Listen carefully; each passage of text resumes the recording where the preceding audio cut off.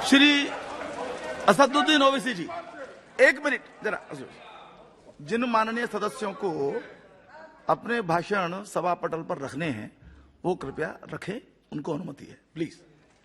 शुक्रिया सर। मैं सदर जमहूरिया के खुतबे की मुखालिफत में खड़ा हुआ हूं। मैं बरसर इख्तिदार जमात से जानना चाहूंगा, क्या ये सच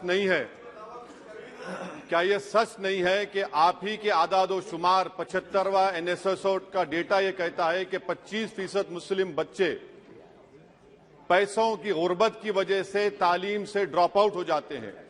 क्या ये सच नहीं है कि 7 साल से ऊपर जो बच्चों का खवानगी का तनासुब है तमाम मज़ाहिब में सबसे कम मुसलमानों का है? क्या ये सच नहीं है कि ग्रॉस अटेंडेंस रेशियो तमाम मज़ाहिब का सबसे कम मुसलमानों का है? क्या ये सच नहीं है कि सबसे कम एनरोलमेंट जो होता है वो मुसलमानों का है? क्या ये सच नहीं है कि AISHE की रिपोर्ट ये कहती है कि हायर एजुकेशन में मुसलमान का तनासुब 5% से 4% पर आ चुका है? और ये सरकार इन तमाम आदादो शुमार को देखते हुए, इनके आदादो शुमार को सामने रखते हुए सदर जमहूरिया के खुतबे में लफ्ज अक़लियत का, माइनॉरिटी का जिक्र भी नहीं किया गया, जो भारत की आबादी का 19% का हिस्सा है। ये इनकी मोहब्बत है अक़लियतों से और मुसलमानों से। सर, क्या यह बात सच नहीं है कि आपने माइनॉरिटी के बजट को 40% कम कर दिया, स्कॉलरशिप के पैसों में 560 करोड़ रुपए कम कर दिए? ये आपकी मोहब्बत है जो नफरत की निशानी बनती है। नरेंद्र मोदी की सरकार ये नहीं चाहती कि अक़लियत और मुसलमानों के बच्चे तालीम याफ्ता होकर इस देश को मजबूत करें। वो उनको हमेशा गुर्बत और नाइंसाफी का शिकार बनाकर रखना चाहती है। सर, दूसरी बात इसमें यह है कि आज अक़लियतों को मुसलमानों के ताल्लुक से कोई महीना ऐसा नहीं जाता जहां पर उनको जान से मारने की धमकी नहीं दी जाती। बरसर इख्तिदार जमात की एक MP साहिबा ने कहा कि चाकुओं को सिर्फ तरकारी के लिए इस्तेमाल मत करो, गर्दनें काटने के लिए इस्तेमाल करो।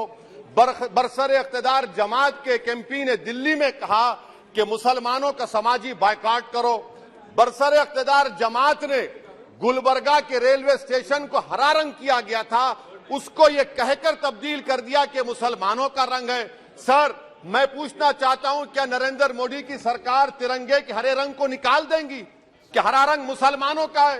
क्या नरेंद्र मोदी की सरकार खरबूजे पर पाबंदी आयद कर देगी और देश की जनता से कहेगी कि नागपुर में आपके हेड ऑफिस में उगा हुआ सिर्फ संतरा खाया जाएगा?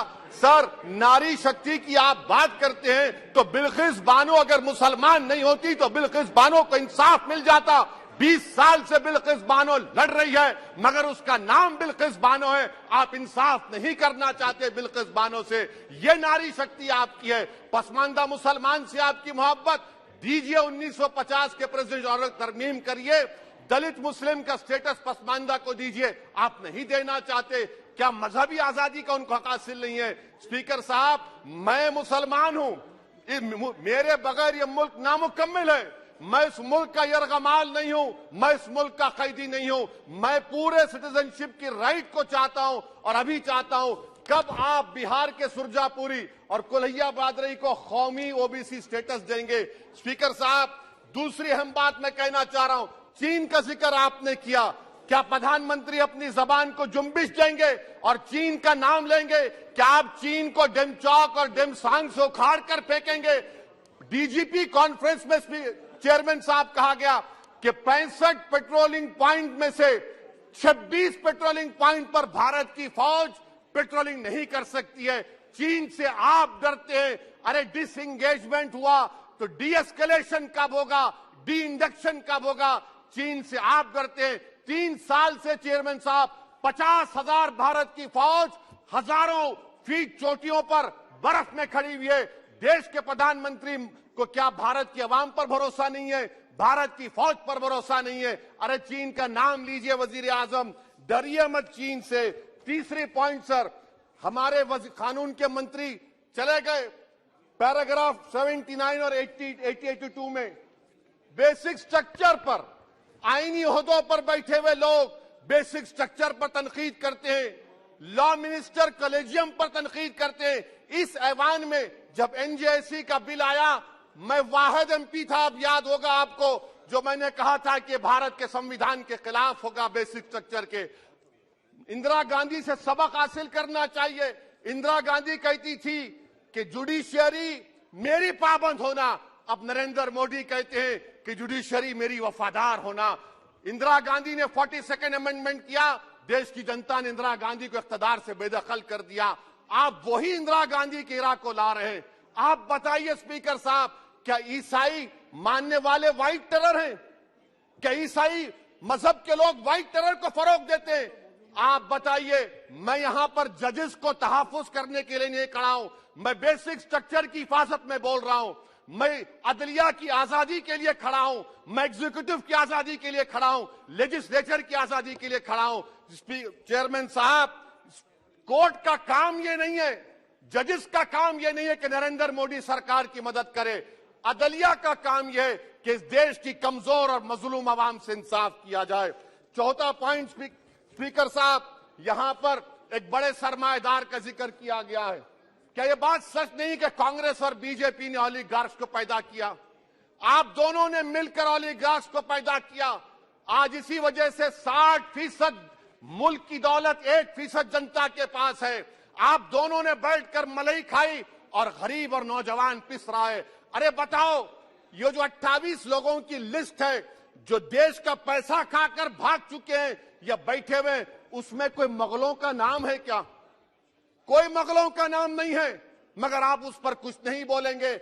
संडेसरास कंपनी है 15,000 करोड़ नाइजीरिया और केनिया की कोर्ट में जाकर कहती है कि हम हिंदू हैं, भारत को आएंगे तो प्रोसिक्यूशन होगा। आपने कोर्ट में कुछ नहीं कहा, वहां पर एसआईटी आपने बनाई। मगर शुक्र है, मैं लाइटर वेन में कह रहा हूं कि हाइडनबर्ग अगर यहां होता तो यूएपीए लग जाता उस पर।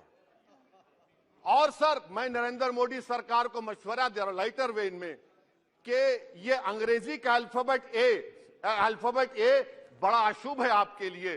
डबल ए को आपने कहा कि बेटा फाइटर एयरक्राफ्ट बनाओ, बैंकरप्ट हो गया। अब कैपिटल ए को आपने 17 इंडस्ट्री दे दिए, हम पूरे विश्व में मार्केट कैप हमारा 5वें नंबर पर आ गया। सर, देश के प्रधानमंत्री से बताना चाह रहा हूं कि वजीर दाखिला का नाम भी ए से शुरू होता है। मैं खत्म कर रहा हूं। मैं चेयरमैन साहब, मैं सरकार से पूछना चाह रहा हूं कि क्या जनवरी 2024 और फरवरी में क्या ये सरकार थर्मो न्यूक्लियर ब्लास्ट करने जा रही है? क्या आपने हमारे अतराफ में देख लिया कि उसके अवाक़िब और नताइज क्या निकलने वाले हैं? चेयरमैन साहब, मैं आपको बता रहा हूं कि चीन के बारे में क्या हमको बीबीसी की रिपोर्टिंग की जरूरत पड़ेगी, जिस तरह 2002 गुजरात के बारे में कहा गया।